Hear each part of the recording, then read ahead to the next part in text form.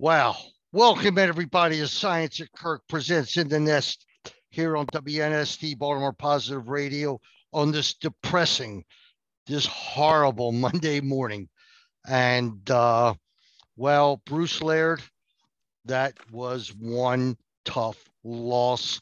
Let's start off at the end, and then we'll go from the beginning.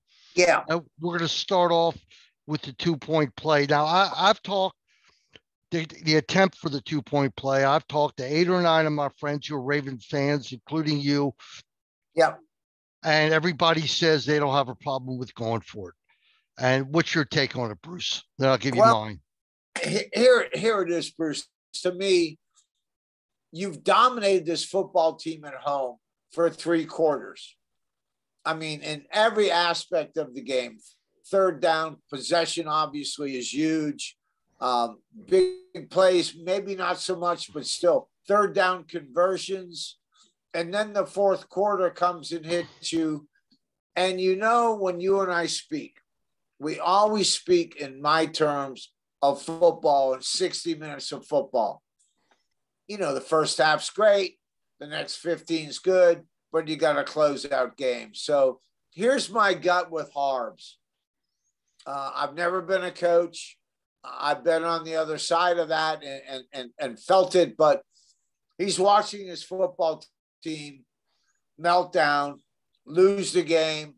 Then he's watching a tremendous performance by the offensive line and Lamar coming back after many, many mistakes in the ball game, but coming back and getting him in a chance to win. I'm going to give him the edge here, Bruce. And I'm going to say, why not? Better go for it now. We're away. We put it away. We win the game. We come out with the W. Forget what happened with Cincinnati and everything else. I just think that's what he's thinking about. My gut, what he's thinking about. The momentum is totally all Pittsburgh. Baltimore's done nothing in the last 15 minutes. Then we shocked them. We came back. The play was there, executed. They win the football game. Let's face it.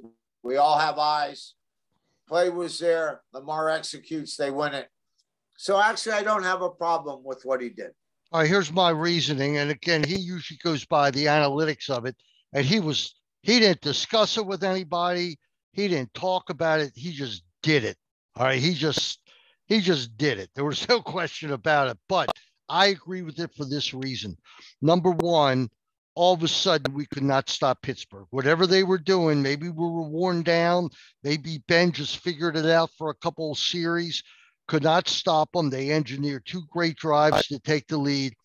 And if you go to overtime, it's 50-50, right? You don't know who's going to win. It's 50-50. Even the home field advantage is kind of out the window. It's 50-50. And all you got to do is go 2 yards, all right, with a former MVP quarterback who just had a great drive. And he was too careful on the pass, but Andrews has caught that ball many times, all right? He's popped it up in the air and caught it. Andrews also had another drop today. And my take is blame it on both of them. And I'm not happy about the loss. It was just a horrendous loss. But let's start from what you were saying. My biggest problem with this team now is all of a sudden there almost is no offense. They have figured out, the other teams have just figured out what to do against Lamar to stop the run. And tell me why, Bruce, you go 75 yards or 60 yards in 1 minute with no timeouts, but you can't do it when you take your time and call the plays. What are we watching? They had a 99-yard drive, and that was it. A couple field goals. I mean, that was it. What is going wrong with the offense? Has it just been figured out? No, it hasn't been figured out. I think what the fan base must understand, there's a start, the middle, and then the end. And 4.5 hours before this game, knowing how many Pittsburgh, Baltimore Ravens games I've watched in person and watched on TV, I knew it doesn't matter. And this is what I wrote. It doesn't matter the records of these football teams. It doesn't matter that Pittsburgh, Bruce, has given up close to 400 yards 2 weeks in a row, over 40 points each and every week. All that doesn't matter. It's them, the Baltimore Ravens, coming into Pittsburgh and the AFC North for the Pittsburgh Steelers, a must win. I know Tomlin. I've been around him. I was on the sidelines for years doing the uniform thing. I know his coaching style. And I just said to myself, and I wrote it down, the coaching speak all week for Pittsburgh. This is our Super Bowl. It's a must win. Now, does that mean anything, Bruce? To most people, probably not. Maybe there are those people in that locker room that heard it, not 1 day, 2 days, 3 days. Maybe it doesn't mean anything. But obviously, when they were getting embarrassed and gotten the crap beat out of them in every aspect of the football game, they had 15 minutes left of football in them, and they were able to itch out this win. And here's what I said about Pittsburgh. Stop Lamar rushing for 75 yards or less. Control 1st and 10, which Pittsburgh didn't do. Here it was, my biggest must of Pittsburgh. Stop number 89 on 3rd down, anytime, anywhere. They didn't do it. Number 5, only one big play at 25 yards or more, which they did. And win the turnover giveaway battle, which they didn't. And the Ravens had it all the other way. And they did it for 45 minutes, Bruce. But they couldn't do it for the last 15 minutes. And that's been the enigma of the Baltimore Ravens. And let's really be fair. The entire National Football League is this way. Cincinnati at home had it all within their grasp. What do they do against the LA Chargers, who we played 2 or 3 weeks ago and never got off the plane and decided not even to get off the plane to the bus to go to their hotel room and then play the Ravens. So what do you say about it all, partner? I have no idea. I truly don't.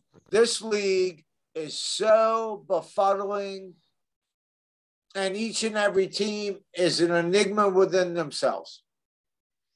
That's what I can tell you.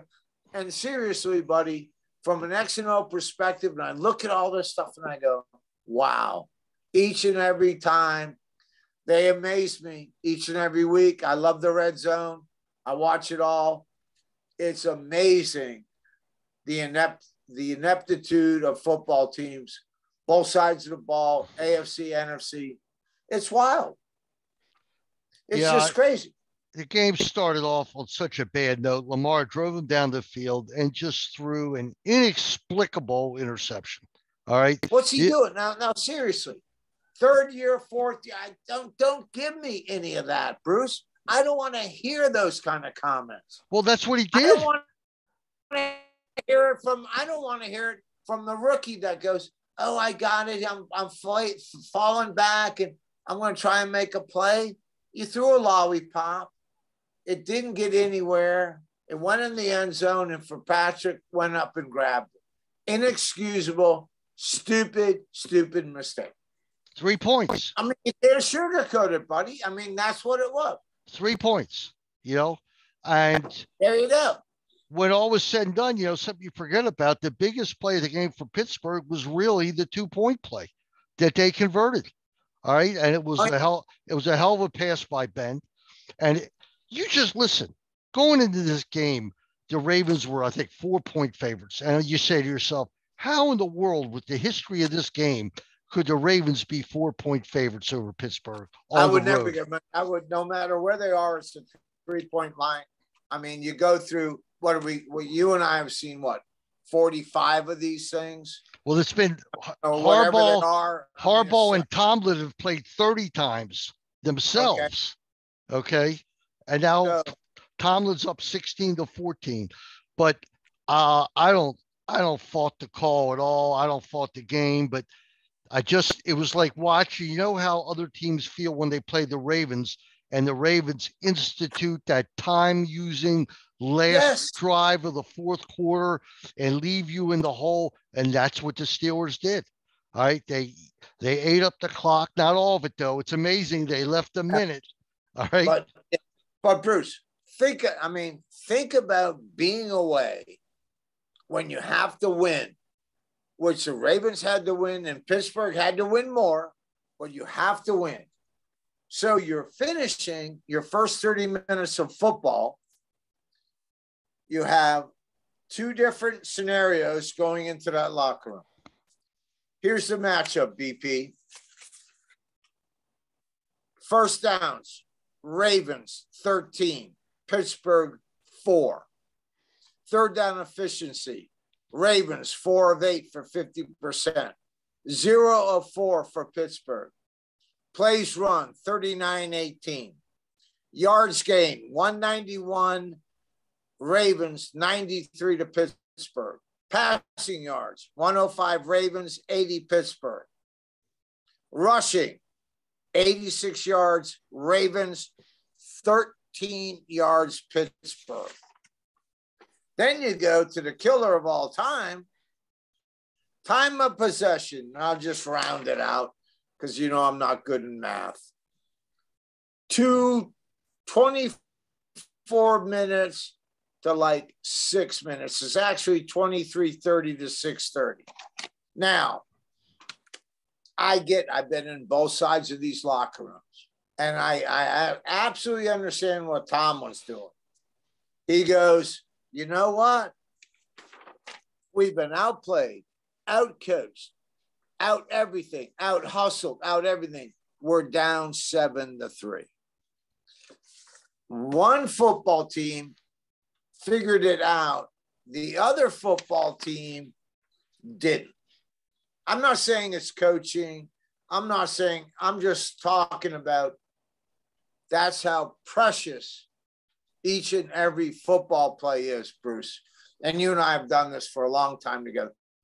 I mean, it's amazing that in the second half, the Ravens just didn't dominate and blow them out of the ballpark. So what is that? Lack of integrity, lack of smarts, lack of whatever, or just Pittsburgh being Pittsburgh against the Ravens? Who knows? I can't talk about it.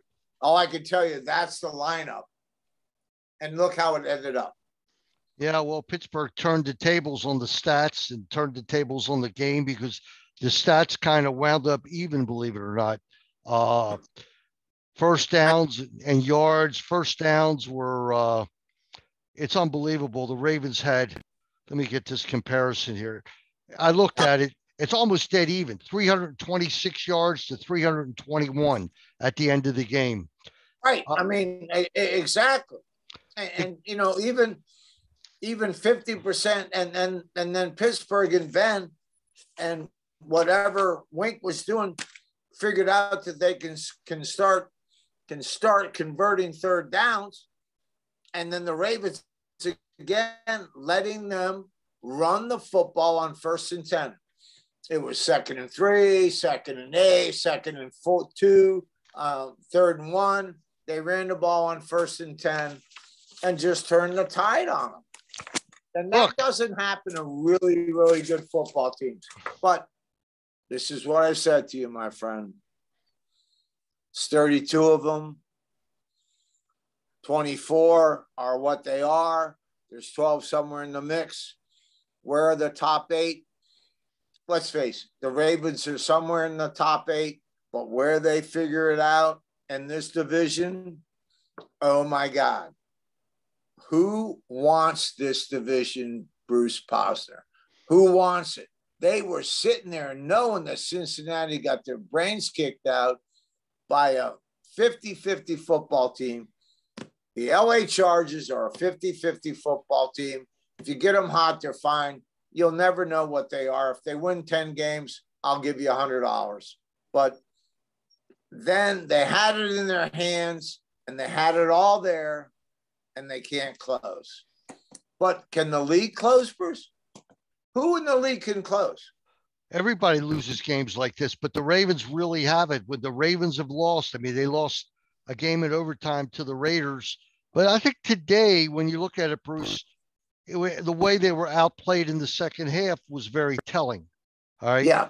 It was very telling that Pittsburgh found a way to totally frustrate and stop the Ravens, and the Ravens and Ben found a way to score 2 touchdowns. They were not 30-yard drives. They were long drives. They were sustained drives. And explain to me, all right, on the first touchdown, how Deontay Johnson gets so wide open. How do those 2 safeties or the safety in the corner communicate? They both were after the same guy.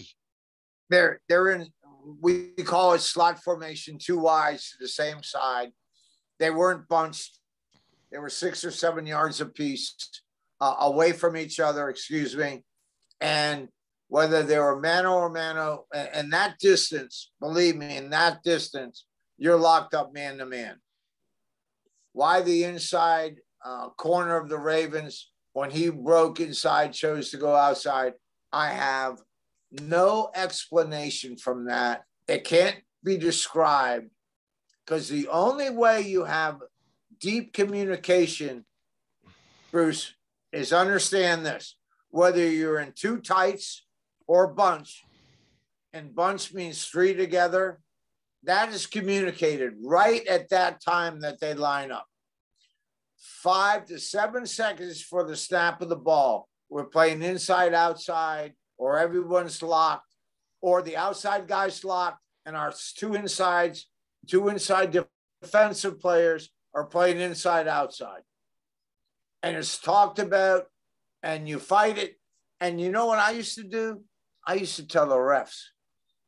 I used to go, every time you see me in bunch, especially inside the 20, I'm going to let you know they're trying to pick me. So give me the benefit of the doubt when I get rubbed. And then I let my other defensive partners know that I am not allowing the rub to happen. I will fight through it. So it's all communication, and no one knew what anybody was doing. They were 6 or 7 yards apart, Bruce.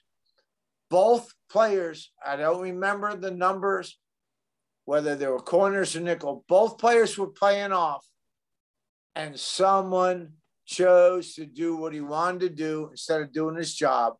Wide open guy. It's inexcusable. It's happened to this defensive secondary so many times that I don't want to be really negative, but the end of the day is, do they not understand what they're coached, or is coaching not handling it? That's the only thing I can actually say to you. It's one or the other. They don't understand what the coaches say to them 24/7 for 4 or 5 days, or they choose not to deal with it. There's no other explanation for it. They've seen that formation 30, 40 times in the last 3 or 4 days, and they choose not to do it the right way. It's either coaching or the players can't understand coaching. Well, one thing we got to talk about is the play of TJ Watt. You know, TJ Watt had COVID last week, and if it would have stayed with him, I don't think the Steelers would have won this game. In other words, the Ravens were holding him and got caught, and they were flinching and they got caught. How in the world do you have 8 illegal procedure calls? That can't be from being, it is partially from being undisciplined, but isn't that the flinch that you're worried about getting your head knocked out or getting past because of their pass rush? 7 sacks, Lamar. I mean, they gave up. Now, how many of them are Lamar's fault? I mean, from your perspective. He's got to own at least a half of them. He really does. first and foremost, the lollipop that he threw, Bruce, and you mentioned it, the interception. You don't throw that pass. It's got to go out of bounds. It's got to go way beyond the end zone. Lamar is so gifted and so talented, and I give him all those accolades. And he has that and more from me. I've never seen anything. I've never played against it. I got a little touch of Michael Vick at the end of my career. Never seen anything like the man that way. But at the end of the day, once you get to the line of scrimmage at 1,002, you must recognize the coverage. Whether it's dog or 5-man rush or whatever it is, all the great ones have done it. From Y.A. Tittle, and I can go on and on. I'm not going to get into that. All the great quarterbacks understand it. He wanted to make something happen. He threw up a lollipop. He got burnt. The other stuff, it's crazy. I mean, the pass interferences on red zone this week, you look at it. I look at it. I go, I don't get it. I don't understand it. But it is what they call. So how can you explain that stuff? One play that really hurt, because I think it would have put the game away, was a touchdown pass he almost had to Mark Andrews. And the guy made a great play. The safety made a great play. Give him credit. Yeah. That's all you Came can do. right over the top. Right. But the funny thing about Lamar is he usually overthrows or underthrows. If he underthrows that ball, Andrews probably gets interfered with or catches it. And if he overthrows the ball and Andrews can catch up to it, the safety can't do anything. But he kind of threw that ball perfect. But the safety made a perfect play.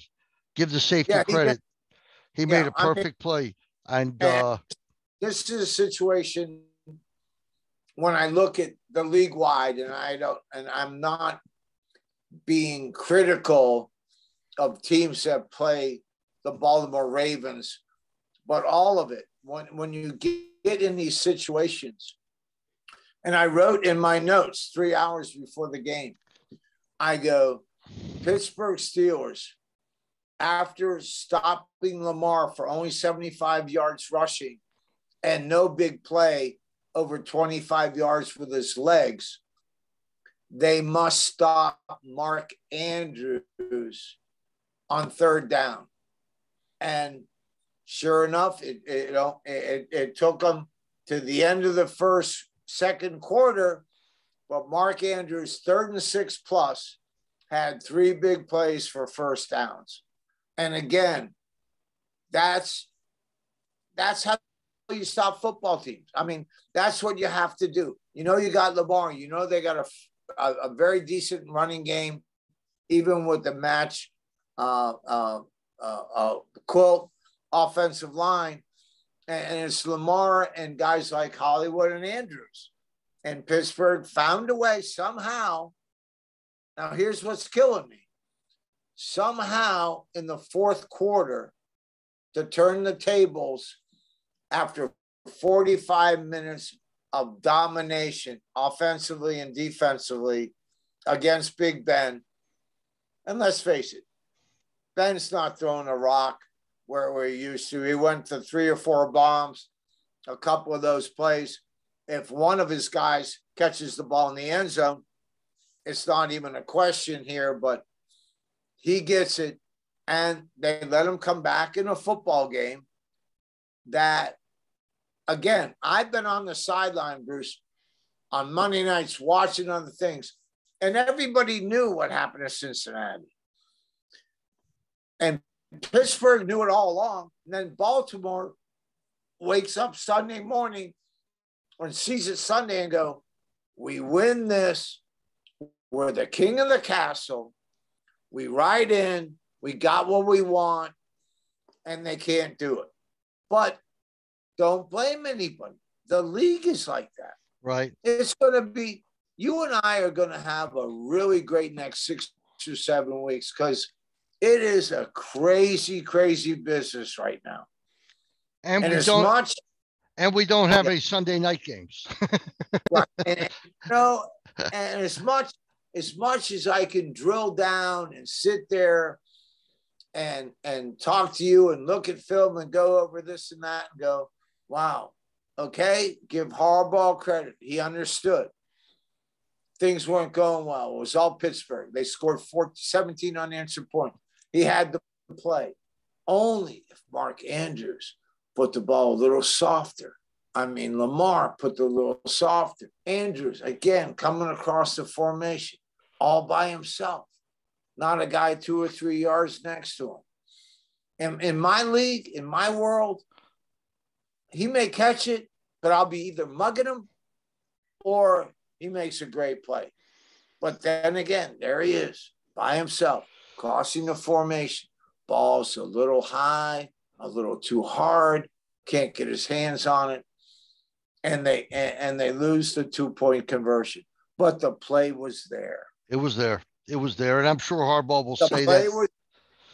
Bruce, it was a tough loss, but like you said, you got to have short memories in this game because next week they got the Cleveland Browns. And if they lose that one, then their 8-3 record goes down the tubes and they're just another team fighting for the playoffs. They must. I mean, after this bye and watching Cleveland and everything that we all thought that, Mayfield had and their defense had, man, it will be, this last 5 weeks will be very, very exciting, especially in the AFC, especially in the AFC North. I can't wait to see New England and Buffalo play. I really can't. Both quarterbacks, I all know about Brady, but the defensive side of the football, it's going to be exciting and see where you can go. But, God, are we just a one-trick pony, Bruce? I mean, we're going to find out. Lamar's off and Andrews is not hot, can we win anything? We're going to find out. Bruce, we're going to find out. And we came awful close today. That'll do it for today. Bruce will be back next Sunday. Again, a 1:00 game. So we'll be on right afterwards. And got to get that one. But again, thanks so much for coming on. And you can't win them all. Isn't that what they say? You just can't win them all. Well, you start a training camp when you think about the exact same thing that each and every team thought about, Bruce. And we talked about it for years, you and me together. Here's what we do. We win as many as we can. We get to the playoffs. And in the playoffs, you're allowed to talk about Super Bowl. But if you don't get to the playoffs, I don't want to hear the big game or SB anywhere. And I think everyone does that. And this year, for everybody, especially in the AFC North and the AFC South, actually, it's very, very exciting because no one knows who's showing up. That's for certain. I want to marry the girl I want to marry, but is she going to be the same one that I want when she comes to the altar? No one knows that anymore. And I think that's a crazy time. But I think fan base wise, Bruce, I think it's one of the most exciting years in the National Football League. I really do, because no one has a clue. Hey, if it didn't hurt when you lost, then it wouldn't matter. You know what I mean? Exactly.